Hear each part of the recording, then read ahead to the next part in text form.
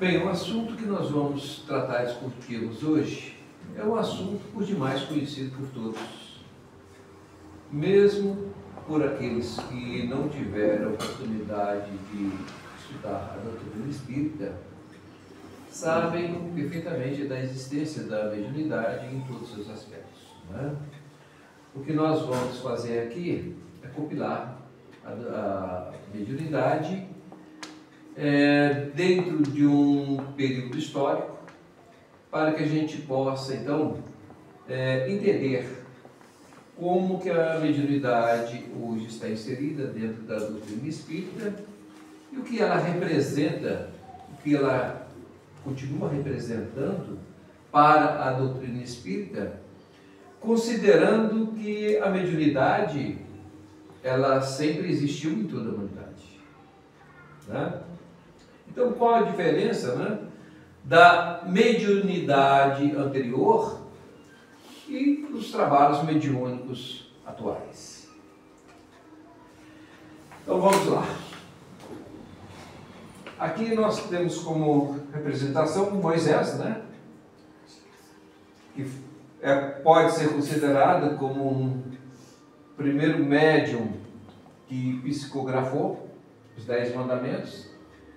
E aqui nós temos uma sessão mediúnica nos tempos atuais. Então vamos lá. A mediunidade é o atributo do ser humano. Será que é isso mesmo? Ou um atributo do espírito? Nós já vimos isso aqui, né? A mediunidade é um atributo do ser humano ou é inerente ao espírito? Do ser humano. Esqueceu? É ser humano ou é do espírito? É do espírito, ser humano, não? Você misturou minha...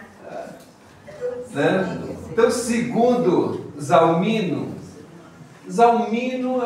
é um grande estudioso da doutrina espírita, tem várias obras, vários livros dele, é um juiz, atualmente aposentado, nem sei se ele já desencarnou ou não, mas tem uma infinidade de obras espetaculares, né, que ele escreveu.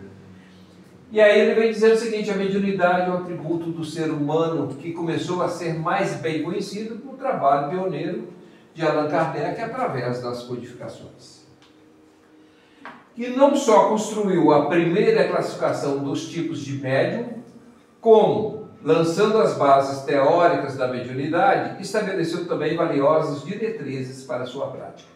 Então aqui a gente já começa a entender como que a mediunidade está inserida dentro da doutrina espírita, e a gente percebe com muita nitidez que ela não caiu simplesmente de paraquedas.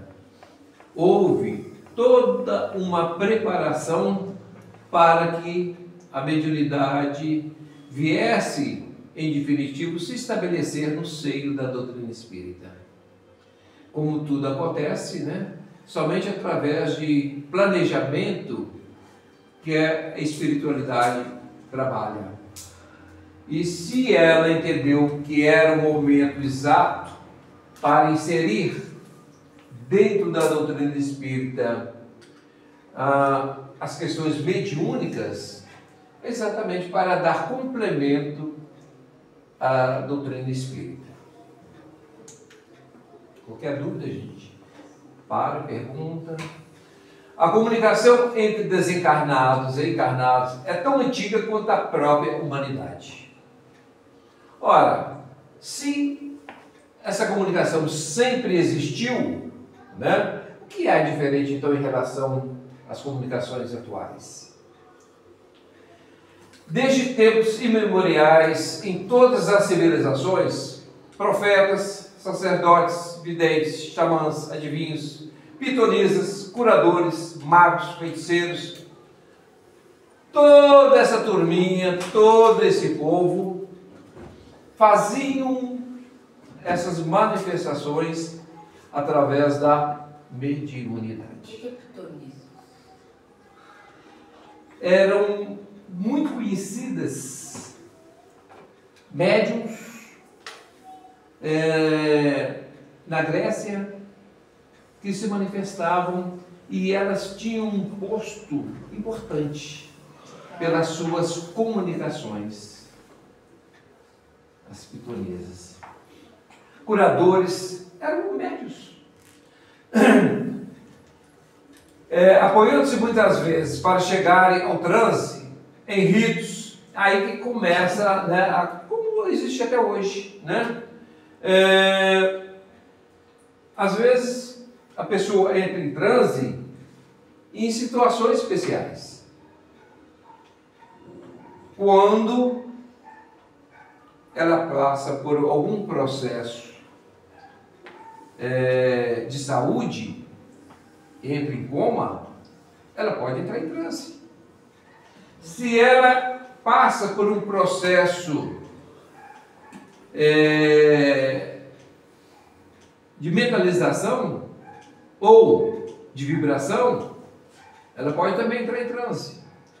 Se ela sofre um processo de magnetização, ela também pode entrar em transe. Como também, né, pode ocorrer em várias formas de ritos cerimoniais, exercícios físicos, jejuns, contenção sexual, uso de drogas e outros expedientes. Isso vem afirmar e confirmar que essas situações estão ligadas ao corpo físico. Tá? Informações constantes do papiro de Herpes, 1553-1550, e do papiro Edwin Smith, cerca de 1700 anos, cópia de outro escrito, cerca de 3.000 anos antes de Cristo, dão conta que já no Neolítico já havia essas comunicações, já havia a utilização da mediunidade como uma forma de sobrepor as dificuldades da humanidade. Com o início da estruturação da sociedade em classe, constituíram-se as primeiras castas sacerdotais que, invocando os espíritos, que eles entendiam como sendo deuses, né, dispunham-se a curar em nome da divindade, utilizando plantas e outros medicamentos. Então, mais uma vez, temos aí a mediunidade como suporte, como alicerce, para estabelecer entre encarnados e desencarnados os elos tão necessários como ainda os é hoje, para que a gente possa progredir, evoluir. Eles usavam muito mais plantas na época, isso aqui é por falta de tantos laboratórios, né? Sim, com toda certeza, porque veja só, conhecimento, né? Como não havia uma medicina, né, como existe hoje, que está dentro da ciência, então eles utilizavam, né, do que existia, o que é? A fitoterapia, depois, muito mais tarde, a homeopatia, né? Então, ou seja, sobreviviam do que existia. E, mais do que nunca, o acompanhamento do plano espiritual nesses tratamentos era primordial. Né? Eu ia falar isso agora, porque era por intuição, né? Como é que eles iam saber que aquela planta ia ser bom para isso, para aquilo? Já era. Porque em estado mediúnico, em transe mediúnico, né? Eles já sabiam como manipular, como fazer, quais as plantas que eram utilizadas e tudo mais. Eles apenas se prestavam, né, a fazer esse trabalho. Porque até hoje está tendo esse pessoal. Sim, não tem. A pessoa hospedeira em si, ela não sabe, mas o espírito que vai nela sabe o plano que ele está mexendo. Sabe, perfeitamente. Né? Você viu, né, como que isso é interessante? Mesmo nos animais, os instintos dos animais em relação às ervas boas e às daninhas. Né?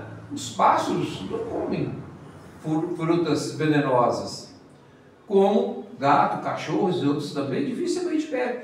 Os animais, por exemplo, principalmente o bovino, né, num pasto, ele só come essas ervas quando ela vem junto com as outras plantas que ele come, né? Que é a samambaia. Usando o exemplo dos gados, por exemplo, ele sabe perfeitamente a planta que ele está precisando, Sabe?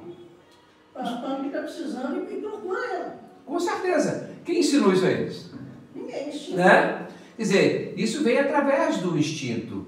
E como ainda nós somos ainda muito animalescos, nós ainda temos um instinto em nós que está adormecido e só não é mais ativo porque, como qualquer peça do nosso organismo, se a gente não movimenta, não exercita, ele vai se atrofiando com o tempo.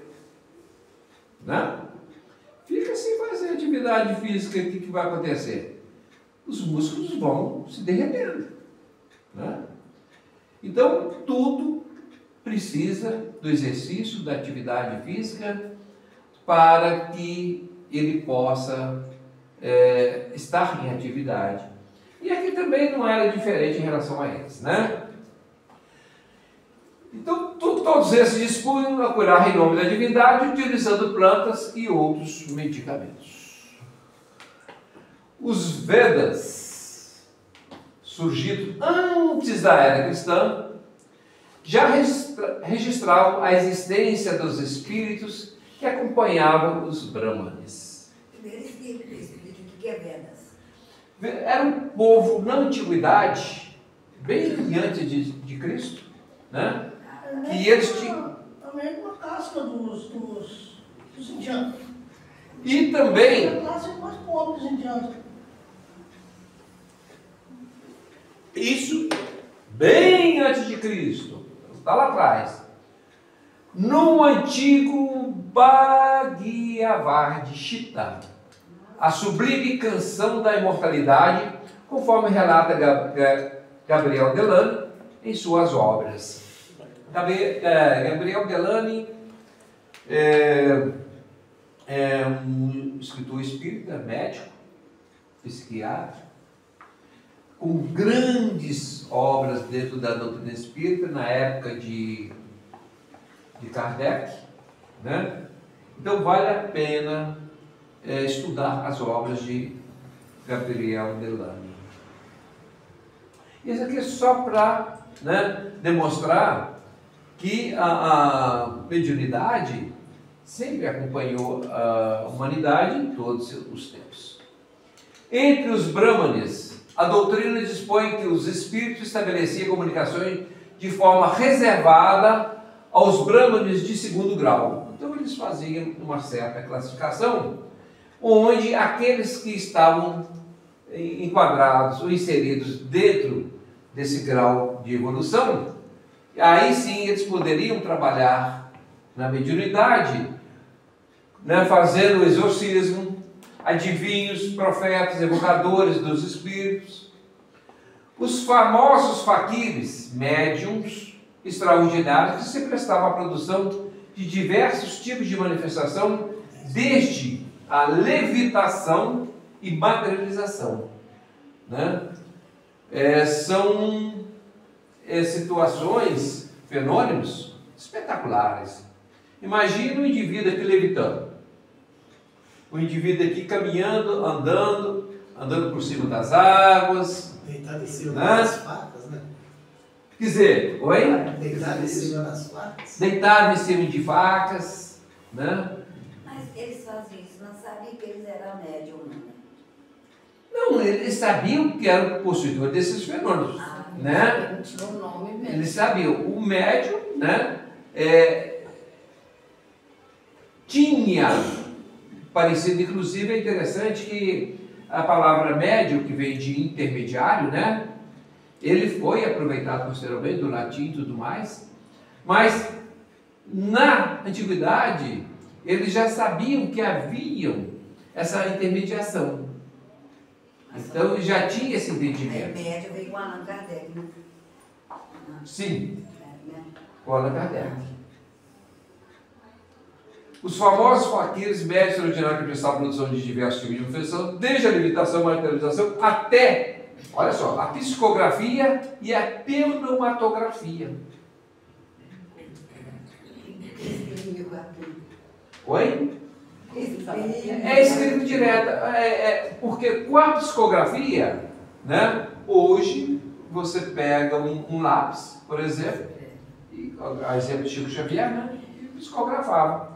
Aqui coloca o papel ou qualquer outra coisa e já vai aparecendo a letra escrita ali sem ter algum ser humano ali?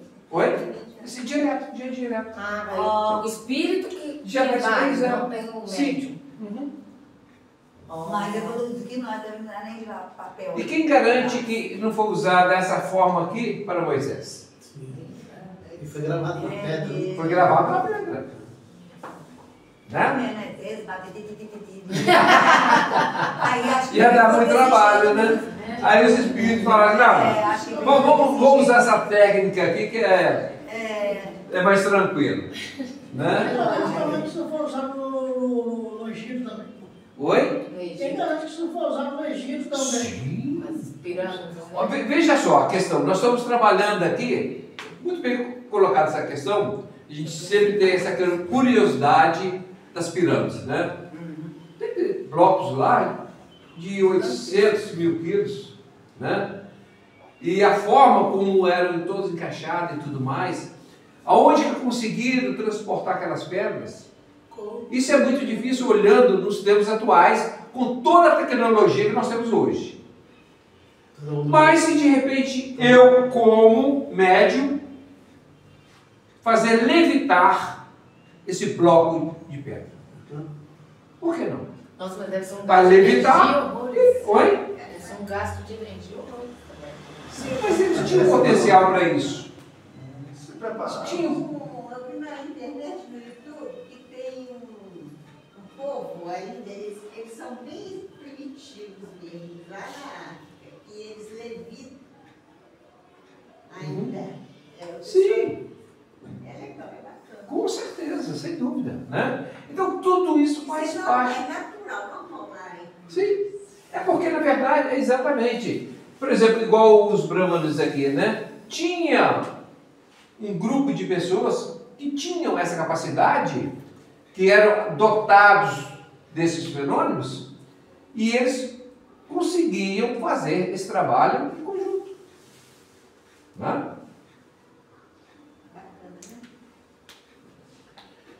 No Egito, os sacerdotes comunicavam-se com os mortos e realizando prodígios, eram respeitados por seus poderes sobrenaturais e misteriosos. Né? Então, o Egito foi realmente uma região por demais privilegiada nesse sentido. E não é à toa que temos lá as grandes pirâmides. E também não é por isso acredito muito em reencarnação, na teoria reencarnação. Com certeza. Reencarnação. Sim, com certeza. Que é um dos processos, né? Reencarnação, espírito acredita. Acreditam que as pessoas que estão ali foram mortas, eles vão renascer. Sim. Pô, Com certeza. Entre os hebreus, o indionismo esteve sempre presente. A Bíblia, em inúmeras passagens, já havia proibição de consultar os mortos. Inclusive a igreja, né? Sim. Muito falava sobre isso, né? Por meio de adivinhos necromantes, ou seja, pessoas que lidavam com os mortos, né? Constante em Levítico e Deuteronômio, Nossa, cada palavrão hoje. para coibir Deus me livre. os abusos com o uso indevido da faculdade mediúnica para satisfação de interesses inferiores. Ou seja, houve então a promulgação desta proibição no sentido de evitar que as pessoas utilizassem dessa comunicação de forma indevida, como existe até hoje. Evitando um pouco o charlatanismo. Entre outras coisas. Semana que vem você lembra de eu trazer um dicionário, tá? Mesmo porque Você vai ficar. Você vai. Isso aí você vai ficar normando, né?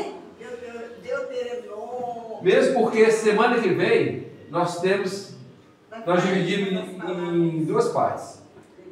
Hoje é a primeira parte e semana que vem vai ser a segunda parte desse estudo. Levítico e Deuteronômio são livros da Bíblia. Sim. Sim. É da Bíblia que você tem. Sim, com certeza. Tudo isso são livros bíblicos. Para coibir. Mudou? Isso aí é o mediunidade.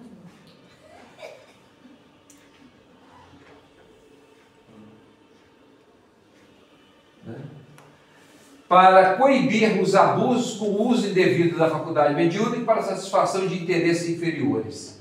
Quais seriam esses interesses inferiores? Tudo aquilo que não fosse legítimo para poder auxiliar o próximo ou a si mesmo.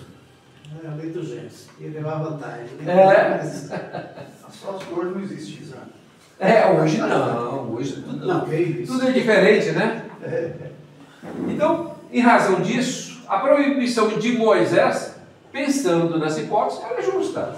Porque a evocação dos mortos não se originava no sentimento de respeito, afeição ou piedade para com eles, sendo antes um recurso para adivinhações, tal como nos augúrios e preságios explorados pelo charlatanismo e pela superstição. Essas práticas, ao que parece, também eram objeto de negócio, né?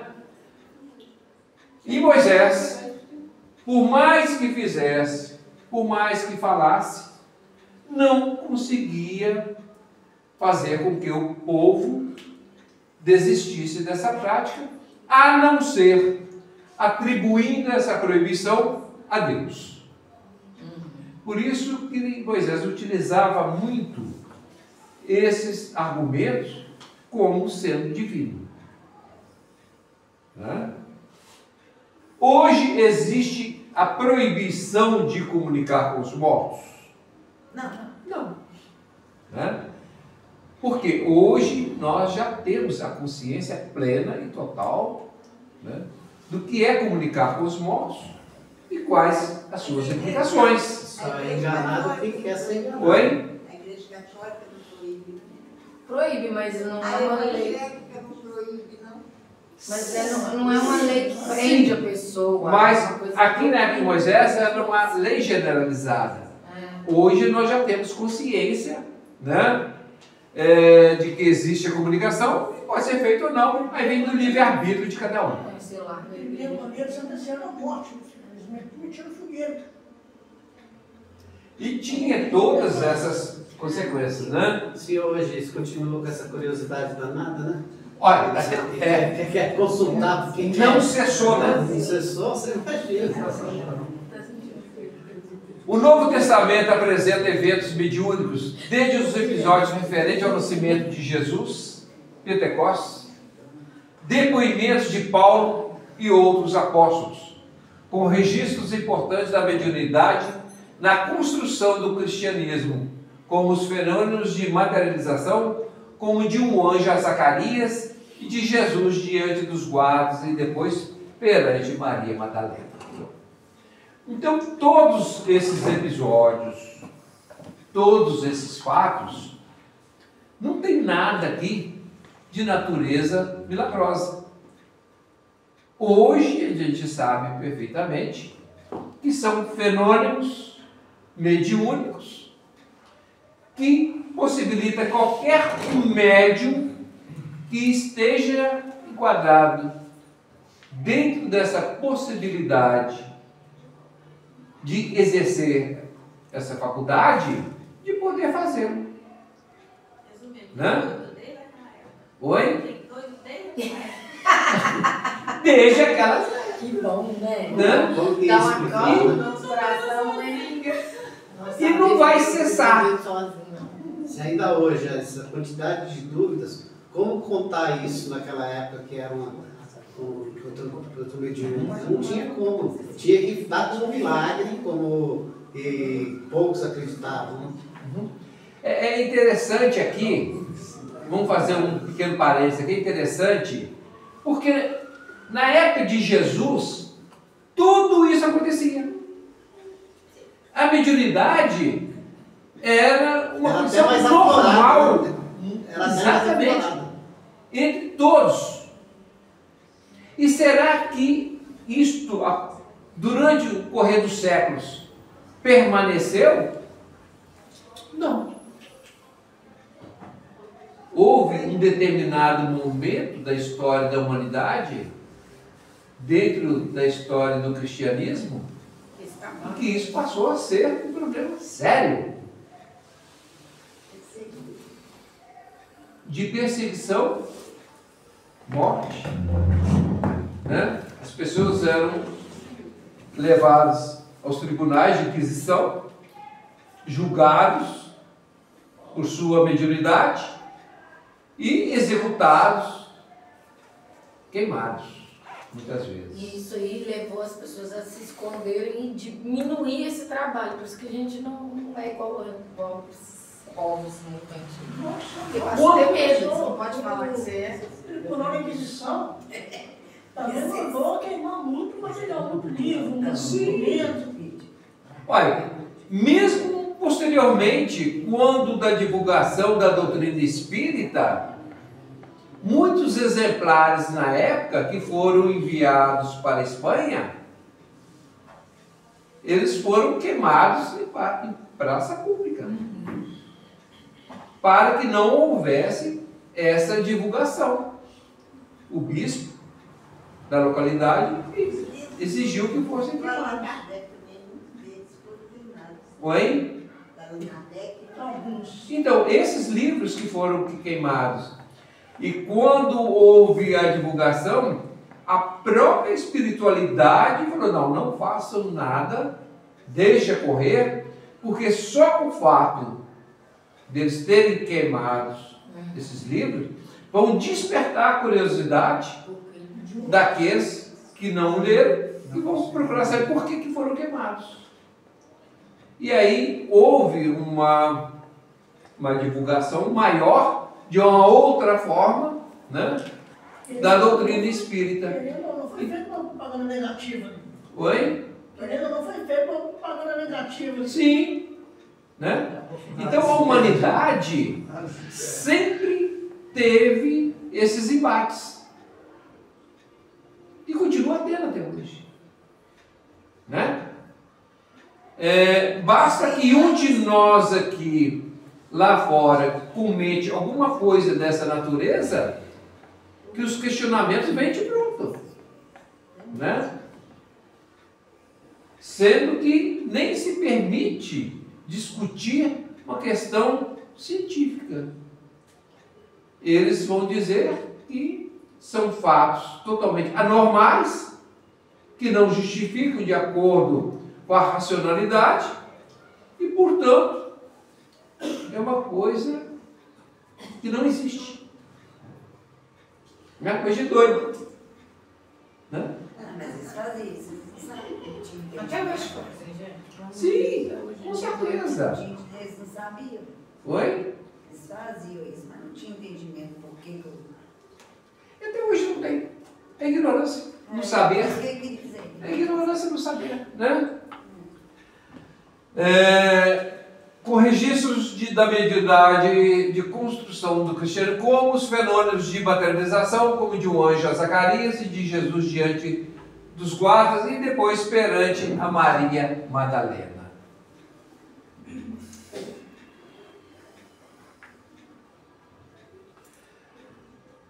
Lombrosos são conhecidos na China desde há muitos séculos. As mesas semoventes, as mesmas situações em que as irmãs Fox, lá nos Estados Unidos, passaram, antecedendo a publicação da codificação por volta de 1842, 1843, pelas irmãs Fox. As mesas removentes, que sabem também escrever com a ajuda, seja de uma pena, né, de uma caneta, de um lápis, que lhe prende perpendicularmente a um dos pés. Abade Visconti, abril de 1857. Além das mesas removentes, outros meios de comunicação eram conhecidos dos chineses, como, por exemplo, a escrita sobre o pó branco. Eles colocavam uma mesa com um pó branco e em cima daquele, como se fosse uma escrita direta mesmo. Então, ia aparecendo as escritas em cima daquele pó branco. Isso na China. Então, cada época, cada região, cada povo tinha a sua forma de se comunicar com o mundo espiritual. O outro aparelho que a China também criou de comunicação foi aquele que chama de jogo pop, né? Ah, sim, de movimentar o copo. Sim, chinês também. Então você vê que cada época, cada povo tem a sua forma de se comunicar.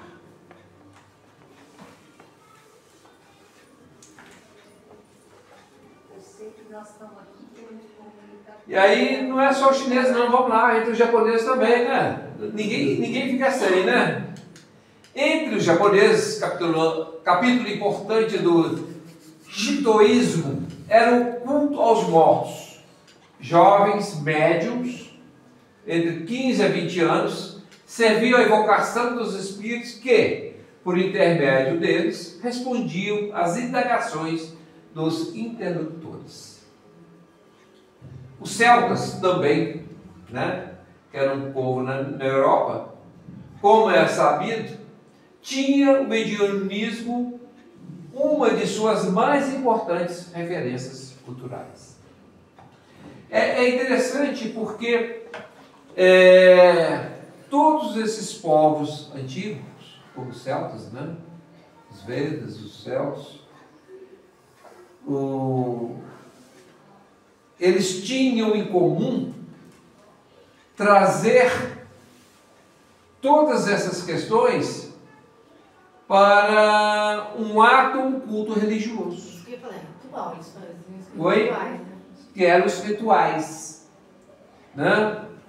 E eles atribuíam a N questões, porque o conhecimento que nós temos hoje a respeito deste assunto de uma forma mais científica, mais doutrinária, mais filosóficas, eles não tinham. O que eles tinham é uma atribuição, basicamente, de cunho religioso. Mas atendia perfeitamente às necessidades deles da época, né? E hoje, evidentemente, o mundo é outro, as questões são outras. Hoje, nós estudamos aqui, né, a doutrina espírita de uma forma muito mais aberta, de uma forma muito mais científica. Sem medo de alguém bater na porta e bater na gente. Com certeza. E aberto a todos. A todos. E a tudo. Né? Esses povos Sem nenhum. aí, Rodeiro, já deve também. Acabou os celtas, né? Sim. Aí, eles podem estar encarnados em nós por aqui. Ah, não, sim. Olha, inclusive dentro dessa aqui também temos os druidas. Sim, Né? esses povos. Os druidas também eram povos da Idade Média na Europa. Alguns celtas já devem conseguir escapar. Oi? Os que são celtas. Os que são celtas hoje em dia, sabe quem? Eram os poloneses, aqueles outros também, os Não. Aqueles que o Hitler não gostava, gente. Judeus. O Hitler? Os Judeus. Isso. Judeus. O próprio Allan Kardec, ele fala que em vidas passadas ele foi um druidas, né? Os celtas, como é sabido, tinham o mediunismo uma das suas mais importantes referências culturais. Os sacerdotes druidas mantinham diálogos com os espíritos em seus rituais, onde os videntes profetizavam e os desencarnados eram invocados em seus recintos de pedra, formados por homens ou por cromlechs, mesas de pedra. Eram mesas de pedras que eles faziam, onde ali eles faziam seus cultos. É interessante, os druidas também utilizavam muitos locais de plantio de cedros. E eles faziam tudo isso, né, evidentemente, a céu aberto, eles gostavam, e usavam essas pedras como mesas para os rituais.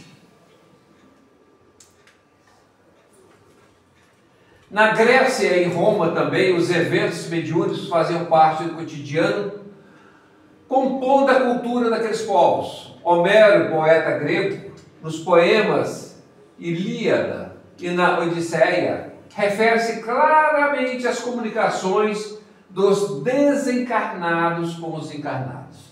Então, ou seja, esse pessoal, em razão da sua mediunidade, a exemplo do que fazemos hoje, psicografavam e escreviam. Que resultava dessas obras-primas que duram até hoje. Né?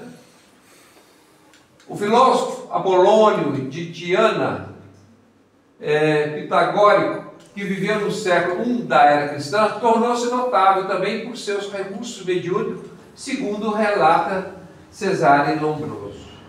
Lombroso também, a exemplo de Levi e Flammarion e de tantos outros, foi um grande escritor na época de Kardec, que tem grandes obras também que vale a pena ser estudada. Cesare Lombroso.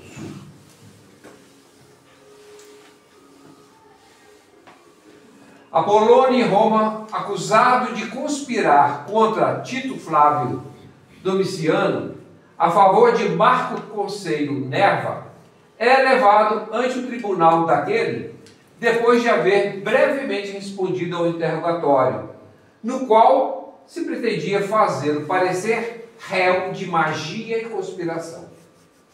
Só que, durante o depoimento, ele simplesmente desapareceu na frente de todos.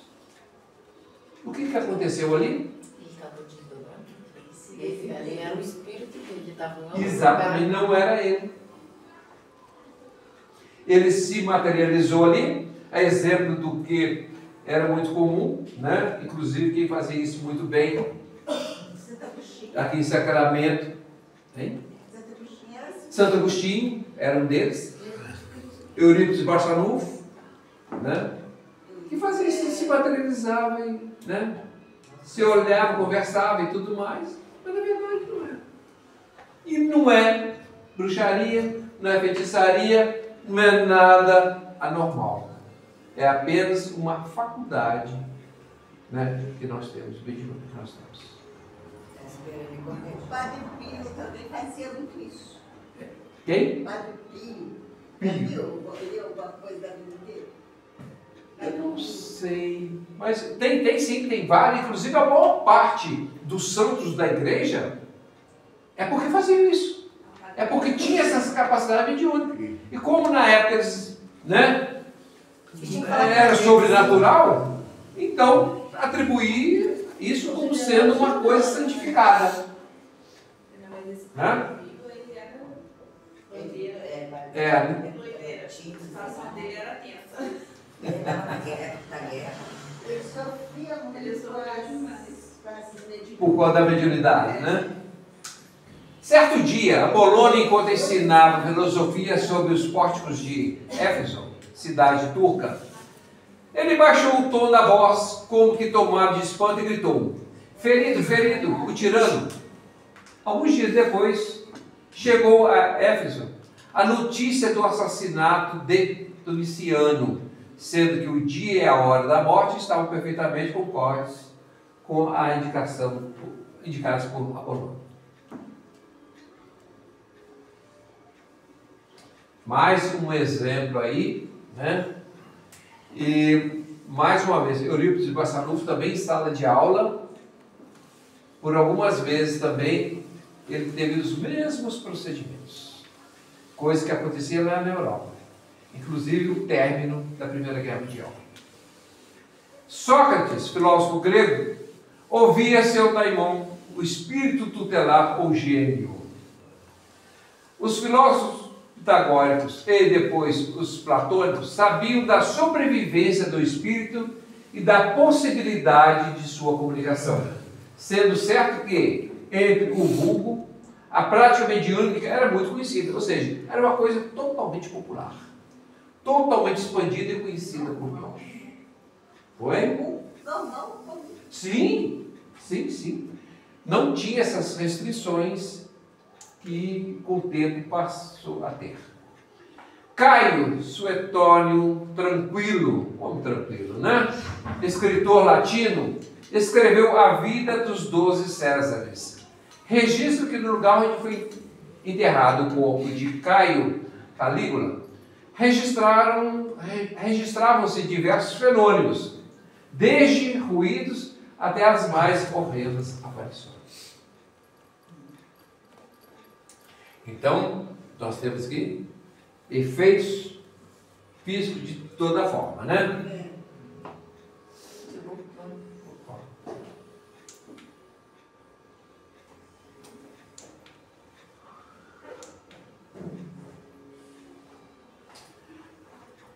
No mediunismo oracular, o mais famoso foi o oráculo de Delfos, uma pequena cidade da Grécia, situada no Golfo de Corinto, nas encostas do Monte Parnaso e dedicado a apoio Deus solar, sendo o inspirador da poesia, da medicina, das leis, da paz entre os povos e da harmonia da alma e do corpo. Ou seja, aqui ele trazia como uma inspiração para a evolução, o crescimento, o desenvolvimento da poesia, da medicina, das leis, enfim, tudo aquilo que condizia ao aspecto social.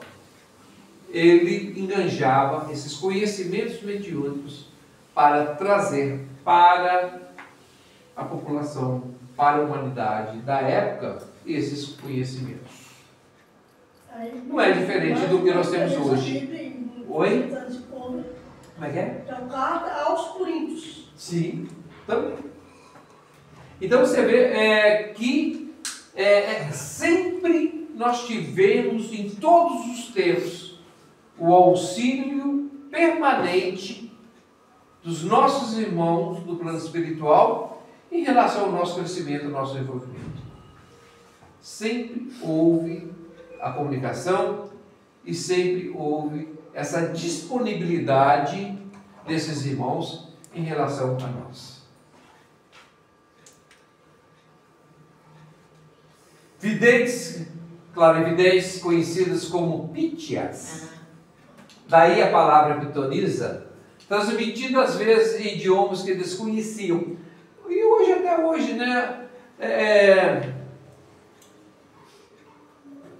o indivíduo, quando entra num processo mediúnico, ele pode, dependendo da situação, conversar em outro idioma, sem jamais ter tido conhecimento desse idioma.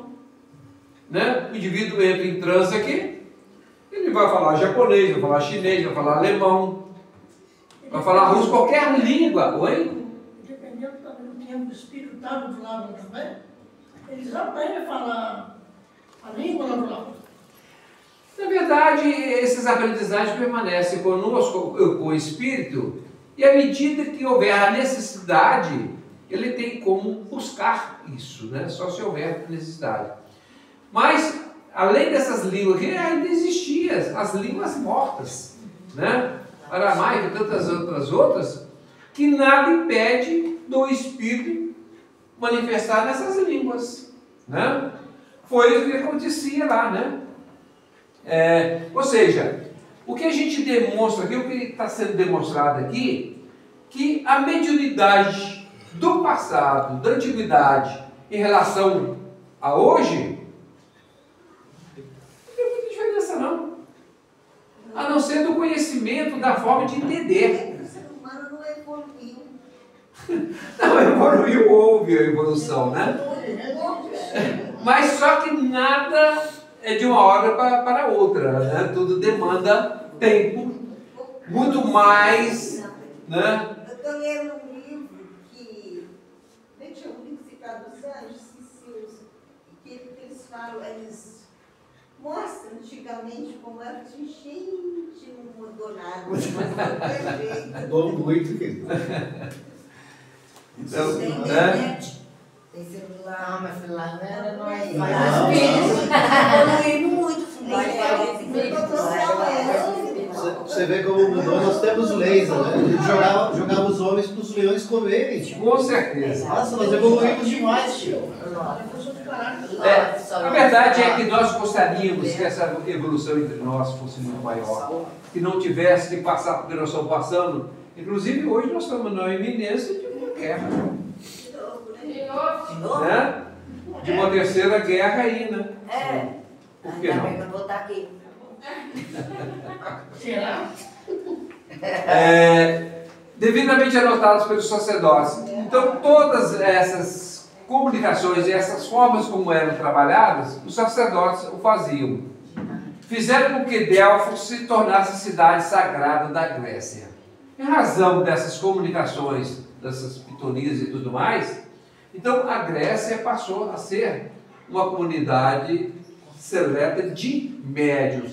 Agora, é importante lembrar aqui que havia um grupo dessas pitonisas que eram mulheres, não eram homens. Ou seja, a sensibilidade mediúnica sempre, desde a antiguidade, sobrepôs a mulher e não ao homem. Em função da sensibilidade das mulheres, em função do seu sexto sentido, né? Então as mulheres sempre tiveram na vanguarda da mediunidade, como até hoje. Porque as mulheres protegem sua trans, sua família. É o único ser que consegue ter um outro espírito dentro. Um outro ser. Muito bem. Né? Coração. Então, por isso que temos que reverenciar as mulheres, né? Por que não? Um bombom. É bom da Segundo Heródoto, escritor grego, a existência de outros oráculos afamados, como o de Dodona, do templo de Zeus, Deus, Júpiter, Vulcano, Íris, onde hoje é Turquia, e tantos outros tempos, né? Isso aqui é só para ver que realmente não era só em um ponto específico. Havia uma infinidade de lugares que comportavam esses oráculos, onde se faziam essas manifestações sagradas, a exemplo do que hoje existe a quantidade enorme de casas espíritas. E sem falar que essas revelações que o grupo evangélico tem são, uma grande maioria, são médios. Eles não admitem, mas são médios. Só. E médios bons, e que eles têm aquela revelação, né? Não, com certeza. Outro dia eu vi a mulher lá, doida. Não, são. Recebeu com a pessoa. Sim. O pessoal não quer falar mesmo. Roma conheceu Tertuliano em sua Apologética, onde comenta sobre as mesas que profetizam como fato vulgar. é dado aos magos fazer aparecer fantasmas, evocar as almas, forçar a boca das crianças a proferir oráculos, né? Podendo realizar grande número de milagres, explicam sonhos por seus espíritos mensageiros e demônios, em virtude dos quais as mesas que profetizam, sendo estes fatos vulgares que eram tratados na época. Gabriel Delano. Gabriel Delano também. Uma pessoa? Oi? Igual ele forçar a criança a proferir? As crianças eram médios, né? Então, da boca das crianças também, elas se manifestavam com uma capacidade muito além da sua condição de criança. Né? Oi? Dá pra ter bem brincado, né?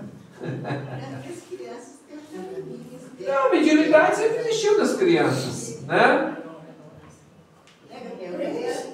Principalmente as crianças. Amiguinho invisível, que é comigo. Gabriel Delano também, vale a pena estudar e conferir as suas obras, tá, gente? Gabriel Delano. Entre os árabes, o medionismo fazia parte da cultura de diversas comunidades, beduínos da seita Aissana, hoje Argélia, mostravam faculdades semelhantes ao dos faquires na Índia. A cura, exorcismo constituíam práticas comuns e numerosas entre os chamados, aqui ó, Medidum, né? Indivíduos que serviam a comunicação dos espíritos. Isso naquela época lá atrás, né? Na África, entre as comunidades negras, a comunicação mediúnica com os espíritos familiares e protetores foi sempre presente com os feiticeiros, exercendo um importante papel nas tarefas de orientação e principalmente de cura. Também entre os índios das Américas, os feiticeiros ou pajés, com apoio mediúnico, exerciam natural liderança espiritual, servindo a comunidade, cuidando da sua saúde e orientando-as em suas necessidades. Né? Do mesmo modo, os esquimós confirmavam em seus xamãs, muitas vezes médios de avançados recursos, para a sua orientação espiritual e a cura dos seus males. Em todos os tempos, o intercâmbio mediúnico não só esteve presente, como serviu de suporte às religiões, tal como ocorreu, por exemplo, com a Igreja Católica. Cristo era o maior médium da Igreja Católica. O cristianismo nascente e dos primeiros tempos encontrava sustentação nas orientações dos espíritos superiores, que, pela via mediúnica, estimulavam os primitivos cristãos, propiciando curas e suavizando o sofrimento da multidão de necessitados. Nada mais, nada menos que Jesus fazia. E todos aqueles que o acompanhavam. Ou seja, não tem diferença nenhuma nisso.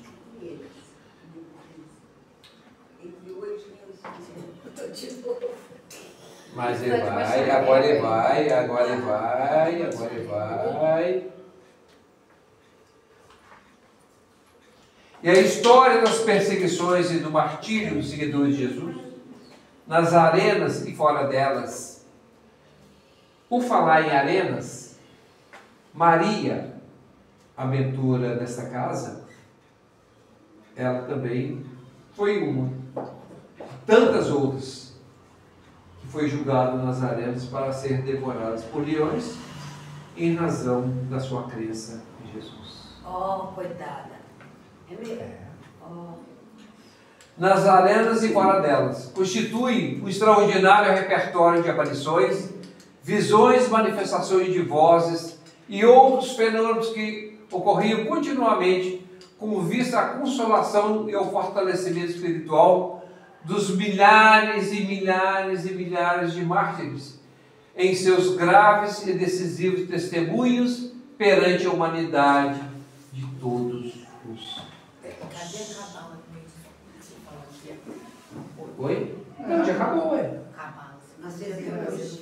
Oi? Você não foi, acabou. Deu 2 dias de... 2 semanas de acabar. Não, que eu lembro que o senhor comentou. Eu vim semana passada, sim. Você falou o dia da continuidade da cabala. Como é que é? Sobre os efeitos da cabala. Ah, não, tá. Mas é porque é muito extenso. Quase que, Aí vai nossa. dizer que acabaram com ele doido. A gente já é Eu doida. vim semana passada. A gente já é doido, mais doida nós vamos ficar.